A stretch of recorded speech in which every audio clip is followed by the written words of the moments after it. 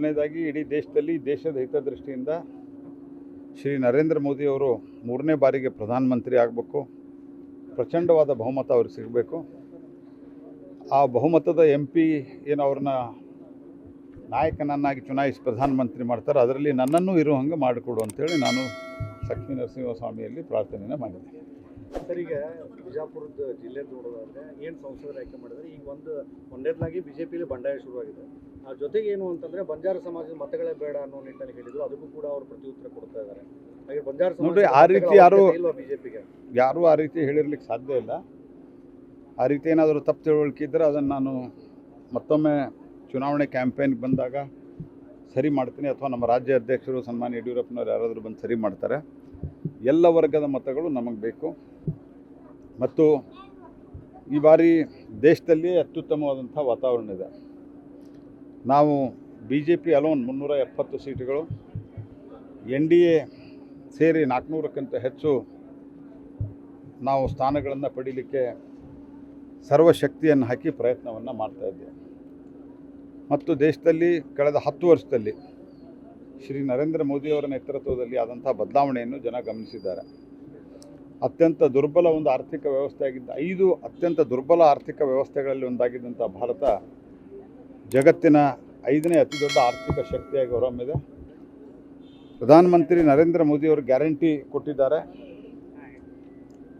ನನ್ನ 3ನೇ ಅವಧಿಯಲ್ಲಿ ದೇಶದ ಆರ್ಥಿಕ ಸ್ಥಿತಿಯನ್ನು ಜಗತ್ತಿನ 3ನೇ ರ್ಯಾಂಕಿಂಗ್ಗೆ ಒಯ್ತೀನಿ ಅಂಥೇಳಿ ಪ್ರಧಾನಮಂತ್ರಿಗಳು ಗ್ಯಾರಂಟಿ ಕೊಟ್ಟಿದ್ದಾರೆ.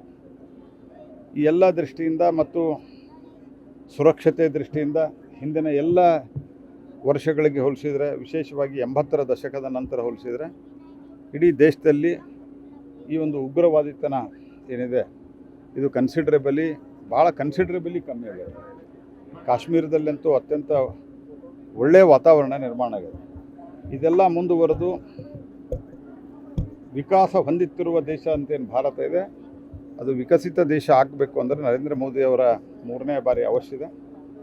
ಅದಕ್ಕೆ ಜನ ಅದಕ್ಕೆ ಮತ ಹಾಕಲಿಕ್ಕೆ ಸಿದ್ಧರಾಗಿದ್ದಾರೆ. ಇಂಥ ಸಂದರ್ಭದಲ್ಲಿ ಯಾವುದೇ ಒಡಕಿನ ಮಾತು ಬರಬಾರ್ದು ಅನ್ನುವಂಥ ವಿನಂತಿಯನ್ನು ನಾನು ಎಲ್ಲರಲ್ಲೂ ಮಾಡ್ತೀನಿ. ಏನಾದರೂ ತಪ್ಪು ತಿಳುವಳಿಕೆ ಇದ್ದರೆ ಅದನ್ನು ಸರಿಪಡಿಸ್ತೀನಿ.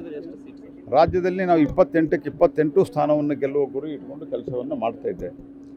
ಯತೀಂದ್ರ ಅವರು, ಸಿದ್ದರಾಮಯ್ಯನವರು ಮಾತನಾಡುವ ಭಾಷೆಯನ್ನು ನೋಡಿದರೆ ನಿಮಗೆ ಅರ್ಥ ಆಗ್ಬೋದು. ಬಾಯಿಗೆ ಬಂದಂತೆ, ಮನ ಬಂದಂತೆ ಏಕವಚನದಲ್ಲಿ ಟೀಕೆಯನ್ನು ಮಾಡ್ತಾರೆ. ದೇಶದ ಗೃಹ ಮಂತ್ರಿಗಳು ಜನ ಸ್ವೀಕಾರ ಮಾಡಿದ್ದಾರೆ. ಇವರು ಹತಾಶರಾಗಿ ಅವರು ಸರ್ಟಿಫಿಕೇಟ್ ಕೊಡುವ ಮಟ್ಟಕ್ಕೆ ಹೋಗಿದ್ದಾರೆ. ಎಲ್ಲದಕ್ಕೂ ಸಿದ್ದರಾಮಯ್ಯನವರು ತಮ್ಮ ಎಲ್ಲ ಫೇಲ್ಯೂರ್ಗಳಿಗೂ ಸಹಿತ ಕೇಂದ್ರ ಸರ್ಕಾರವನ್ನು ದೂಷಿಸ್ತಾ ಕಾಲಹರಣವನ್ನು ಸಿದ್ದರಾಮಯ್ಯನವ್ರು ಮಾಡ್ತಿದ್ರೆ, ಅವ್ರ ಮಗ ಸರ್ಟಿಫಿಕೇಟ್ ಕೊಡೋ ಹಂತಕ್ಕೆ ಹೋಗಿದ್ದಾರೆ. ಯಾರೇನು ಅಂಥೇಳಿ ಜನ ಇವ್ರಿಗೆ ಸೂಕ್ತ ಉತ್ತರ ಕೊಡ್ತಾರೆ. ಯತೀಂದ್ರ ಅವರೇ, ನೀವು ಒಪ್ಪಿಕೊಳ್ತಿರಲಿಲ್ಲ, ದೇಶದ ಜನ ಒಪ್ಪಿಕೊಂಡಿದ್ದಾರೆ. ಅವರ ನೇತೃತ್ವದಲ್ಲಿ, ಅಮಿತ್ ಶಾ ಅವರ ನೇತೃತ್ವದಲ್ಲಿ 2 ಬಾರಿ ಸಂಘಟನಾ ನೇತೃತ್ವದಲ್ಲಿ ನಾವು ಚುನಾವಣೆ ಗೆದ್ದಿದ್ದೇವೆ. ನರೇಂದ್ರ ಮೋದಿಯವರ ಓವರಾಲ್ ನೇತೃತ್ವ, ಸಂಘಟನಾತ್ಮಕ ನೇತೃತ್ವ ಸನ್ಮಾನ್ಯ ಅಮಿತ್ ಶಾ ಅವರಲ್ಲಿ ಇದ್ದಾಗನೇ 2 ಬಾರಿ ಚುನಾವಣೆಯನ್ನು ನಾವು ಗೆದ್ದಿದ್ದೇವೆ. ಹಾಗಾಗಿ ಹಲವಾರು ರಾಜ್ಯಗಳನ್ನು ಗೆದ್ದಿದ್ದೇವೆ. ಕರ್ನಾಟಕದಲ್ಲಿ ಒಂದು ಗೆದ್ದಿವೇನೋ ದುರಹಂಕಾರದಿಂದ ಮರಿಬೇಡ್ರಿ. ಇಡೀ ದೇಶದಲ್ಲಿ ಕೇವಲ 3 ಕಡೆ ನಿಮ್ಮ ಸರ್ಕಾರ ಅದ, ಅದರಲ್ಲೂ ಹಿಮಾಚಲ ಪ್ರದೇಶದಲ್ಲಿ ಅಗಳಾಡ್ತಾ ಇದೆ. ಇಂಥ ಪರಿಸ್ಥಿತಿಯಲ್ಲಿ ದುರಹಂಕಾರದ ಮಾತುಗಳಿಂದ ಜನ ಸೂಕ್ತ ಉತ್ತರ ಕೊಡ್ತಾರೆ. ನಾವು 28ಕ್ಕೆ 28 ಸ್ಥಾನವನ್ನು ಗೆಲ್ತೀವಿ. ಹತಾಶೆ ಆಗಿದೆ. ಸೋಲ್ತೀವಿ ಅನ್ನೋದು ಕಣ್ಣಿಗೆ ಕಾಣ್ತಾ ಇದೆ.